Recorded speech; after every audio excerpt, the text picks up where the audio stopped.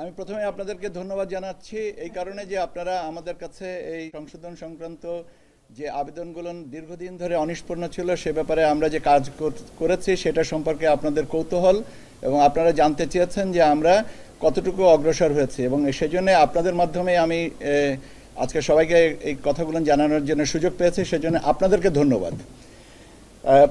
আমরা আমি ছোট্ট করে যেটা দেখা যায় যে আমরা জাতীয় পরিচয়পত্র আমাদের যে সংশোধনের বিষয়গুলোর অনেকগুলো প্রাসঙ্গিক বিষয় থাকে, যেমন নাম সংশোধন আছে, বাবা মায়ের নাম সংশোধন আছে, জন্ম তারিখ সংশোধন আছে, স্থানান্তরের সংশোধন আছে, অনেকগুলো সংশোধন চাহিদা থাকে।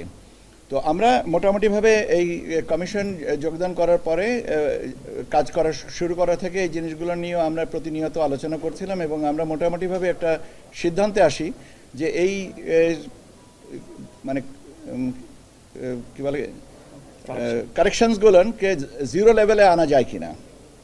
প্রকৃত অর্থে এটা জিরো লেভেল কখনোই হবে না, কেননা গতকালকে যে আবেদনটা হয়েছে সেটা তো অনিষ্পন্ন, এক সপ্তাহ আগে যেটা আবেদন হয়েছে সেটাও হয়তো অনিষ্পন্ন। কাজে আমরা একটা নির্দিষ্ট সীমার মধ্যে যদি অনিষ্পন্নের বিষয়টাকে সীমিত করতে পারি তাহলে আমরা মনে করি যে সেটাই আমাদের বড় একটা অ্যাচিভমেন্ট হবে। এবং সেই সূত্র ধরে আমরা গত 1 জানুয়ারি 2025-এ আমাদের অনিষ্পন্ন বা যে কী বলে কারেকশনের জন্য অনিষ্পন্নর সংখ্যা ছিল, এনআইডি কারেকশনের সংখ্যা ছিল 3,78,836টা। So that was the number আমরা উই স্টার্টেড উইথ। আমাদের 1 জানুয়ারি 2025-এ 3,78,836টা আবেদন আমাদের কাছে ছিল। এরপরে আমরা over the period of time, that is 30/6/2025 তারিখ পর্যন্ত এই আমাদের কারেকশন ক্র্যাশ প্রোগ্রাম চলমান অবস্থায় আমরা আরও পেয়েছি 6,05,520টা আবেদন। তাহলে আমাদের 1 জানুয়ারি থেকে 30/6/2025 তারিখ পর্যন্ত আমাদের মোট কারেকশনের আবেদন হয় 9,84,356টা। এর মধ্যে আমরা 9,07,662টা আবেদন সম্পূর্ণ নিষ্পত্তি করেছি। আমাদের কাছে অনিষ্পন্ন আছে এটা 76,694টা।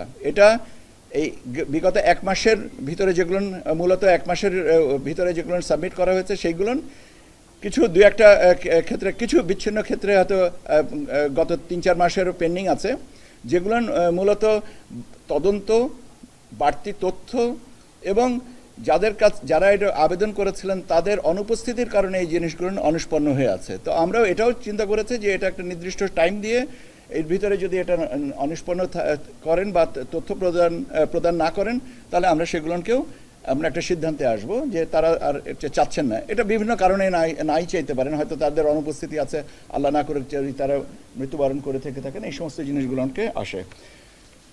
মোদ্দা কথা যে আমরা যেটা নাগরিক সেবার প্রেক্ষাপটে আপনারা আমাদেরকে একসময় জিজ্ঞাসা করেছিলেন যে মানুষের এত ভোগান্তি, আমার মনে হয় যে ভোগান্তির মাত্রাটা কমেছে এবং আমাদের গড়ে আমরা পেতাম 1 লক্ষর উপরে আবেদন, সেটা গ্রাজুয়ালি এখন এসে দাঁড়িয়েছে আপনার দেখা যাচ্ছে যে 80,000-এর কাছাকাছি। তার মানে 20,000 এই 6 মাসে আবেদনের সংখ্যা কমানো গেছে এবং এটা গ্রাজুয়ালি আমার ধারণা আগামী 3 মাসের ভিতরে আরও এটা কমে 0 হবে না, কিন্তু অন্ততপক্ষে একটা সংখ্যাগত অবস্থানে যেখানে দাঁড়াবে যে সেটাতে আমরা বলতে পারবো যে হ্যাঁ এটা স্যাটিসফ্যাক্টরি এবং এটা নিয়ে মানুষের হয়রানির অভিযোগগুলো আর থাকবে না।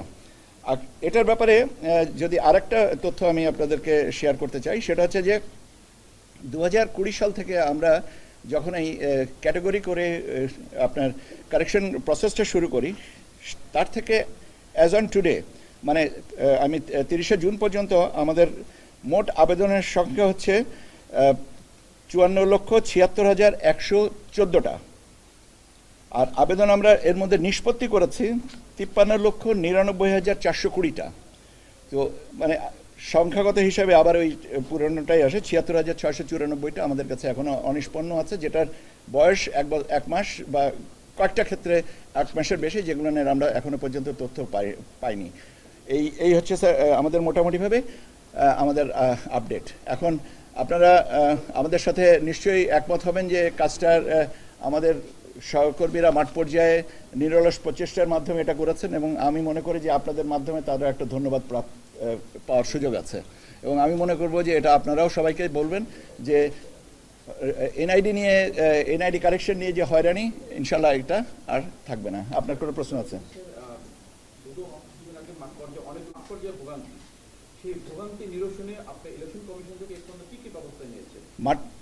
মাঠ পর্যায়ের যে ভোগান্তি, আমি এখন এটার ফলাফল হয়েছে, ভেরি ইন্টারেস্টিং একটা কোশ্চেন। এর ফলাফল হয়েছে কি, আমার ফোন নাম্বারটা সবার কাছে বোধহয় পরিচিত।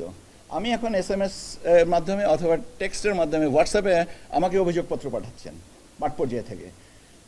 সেটা আমাকে পাঠাচ্ছেন চাঁপাইনবাবগঞ্জ থেকে, আমাকে পাঠাচ্ছেন ফরিদপুর থেকে, আমাকে পাঠাচ্ছেন চাঁদপুর থেকে, বিভিন্ন জায়গা থেকে আমাকে তথ্য পাঠাচ্ছেন এবং তথ্য পাঠানোর সাথে সাথে এই হয়রানির তথ্য যেটা পাঠাচ্ছেন আমরা তাৎক্ষণিকভাবে এই জিনিসটাগুলো নিচ্ছি। আমরা কমিটি করে দিচ্ছি, পর্যালোচনা করছি, আমাদের এখানে ডেটাবেজে সেটা সত্যতা নিরূপণের চেষ্টা করতেছি এবং যেটা সত্যতা সাপেক্ষে সত্য যদি হয় ঘটনা, নিশ্চয়ই তার দৃষ্টান্তমূলক শাস্তির ব্যবস্থা করা হবে এবং এটাও আমি আপনাদেরকে সময় মতন জানিয়ে দেবো যে কয়টা কেসে কয়টা হয়েছে। আর দুদকের ব্যাপারটা হচ্ছে, দুদকের কাছ থেকে এখনো পর্যন্ত আমি রিপোর্ট পাইনি, অর্থাৎ যেটা পাইনি রিপোর্টটা সে সম্পর্কে আমার মনে হয় মন্তব্য করা ঠিক না।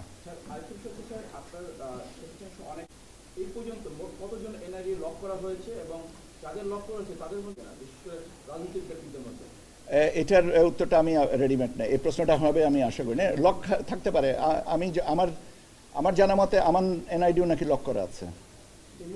হ্যাঁ, আমারটাও নাকি লক করা আছে। লক বিভিন্ন কারণে আমি শুনেছি যে আমারটাও নাকি লক করা আছে বিভিন্ন কারণে। কারণটা কি, যে যেন মিসইউজটা যেন হয়, অ্যাবিউজটা যেন না হয়, সেই কারণে এটা আমি শুনেছি। আমি সত্য মিথ্যাটা আমি যাচাই করতে যাই না, কারণ আমার এটা প্রয়োজন হয় নাই। কাজে এটা এই মুহূর্তে আপনাকে আমি এই প্রশ্নের উত্তর দিতে পারি। আর দ্বিতীয় জিনিসটা হচ্ছে যে এই প্রশ্নটা বোধহয় না করাই ভালো, বিভিন্ন কারণে হয়।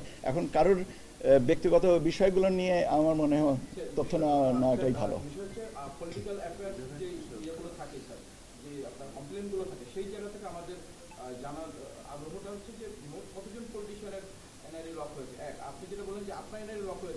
আমারটা আছে, আমি শুনেছি, আই এম নট কনফার্ম। এটা আমার নিশ্চিত করার কোনো ব্যাপারই নেই, যদি হয়ে থাকে ভালো, তো আমারটা ডেটা অ্যাবিউজ হবে না। আমি আমারটা বলেছি, আমি তো আর সবারটা বলিনি, আমি আমারটার কথা বলেছি। ডিজি সাহেবের উত্তর দিবেন না, উত্তর তো আমিই দিচ্ছি। ডিজি সাহেব তো উত্তর দিবে কেন, উত্তরটা তো আমিই দিচ্ছি, আর ডিজি সাহেবটা দিয়ে যাচাই করেন। তার মানে কি আমার কথা সত্যতা আপনার কাছে নাই? আমি বলছি তো যে আমারটার কথা বলছেন, এর বিষয়ে তো আসলে কারোর এই সমস্ত ব্যক্তি পর্যায়ের তথ্য নেওয়াটা সঠিক না। আপনি সামগ্রিকভাবে যেটা বলেছেন কতগুলো আইডি লক আছে সেটা সম্পর্কে একটা বলা হচ্ছে, কিন্তু কার্ডটা আছে এটা সম্পর্কে বোধহয় আমার মনে হয় যে আমাদেরও তথ্য সীমিত। Any other question? ইলেকশন কমিশনের তথ্য লিক, যেটা হচ্ছে যে আপনাদের এখান থেকে নাগরিকদের আপনার এনআইডি হতে বিভিন্ন সেবা দেওয়া হচ্ছে দোকান থেকে, ওরা যে আবেদনগুলো ইলেকশন কমিশনের। ওকে, আমি আপনার প্রশ্নের উত্তরটা স্টেপটা নিয়েছি। আমাদের স্টেপটা নিয়ে আমরা ভেরিফিকেশন প্রসেসটা চেঞ্জ করেছি। ভেরিফিকেশন প্রসেসটা চেঞ্জ করার জন্য 186টা যে সংস্থাকে আমরা তথ্য দিয়ে থেকে থাকি ওদের ভেরিফিকেশন প্রসেসটা চেঞ্জ করা হয়েছে।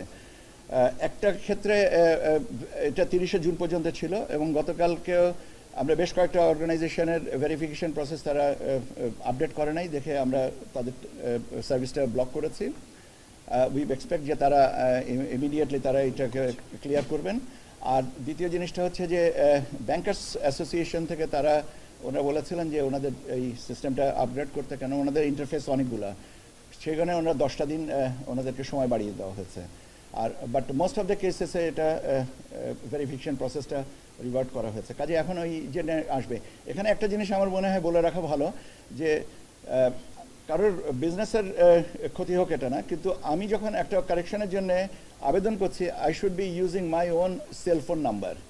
ওটিপিটা যদি আমি আমার সেলফোন নাম্বারে পাই তাহলে এই সঙ্গতিটা এখানে কিছুটা নলেজ গ্যাপও আছে, অনেকের হয়তো নাই, অনেকের সুবিধার জন্য এটা করেন। সবার প্রতি সম্মান রেখেই বলছি যে যদি আমরা ভেরিফিকেশন প্রসেসে বা কারেকশন প্রসেসে আমরা যদি আমাদের নিজস্ব সেলফোনের ওটিপিটা পেতে চাই তাহলে বোধহয় জিনিসটা অনেক অংশে লাঘব হবে। আপনাদেরকে অনেক ধন্যবাদ, আপনারা ভালো থাকেন, থাকেন। তার জন্য কিন্তু আমি তো সারাদিন এখানে দাঁড়িয়ে থাকতে পারবো না, আপনাকে মানতে হবে। আচ্ছা, উনি একটা প্রশ্ন করেছিলেন, বলেন। আপনারা সফটওয়্যার রেজিস্ট্রি করে দিচ্ছেন না কেন? আমরা সফটওয়্যারে আমি একটা উদাহরণ দিচ্ছি আপনাকে। আমি আমার নিজে একটা ঘটনা বলি। আমার কাছে ফাইলটা এসেছিল, বয়স সংশোধন করলে ভদ্রলোকের বয়স দাঁড়ায় 13 বছর, এবং 13 বছর বয়সে উনি বিবাহিত 2 সন্তানের পিতা। সংশোধন করা উচিত? ব্যাস, অনেক ধন্যবাদ। বাংলাদেশের সমৃদ্ধি, ইতিহাস এবং সম্ভাবনার নতুন দিগন্ত।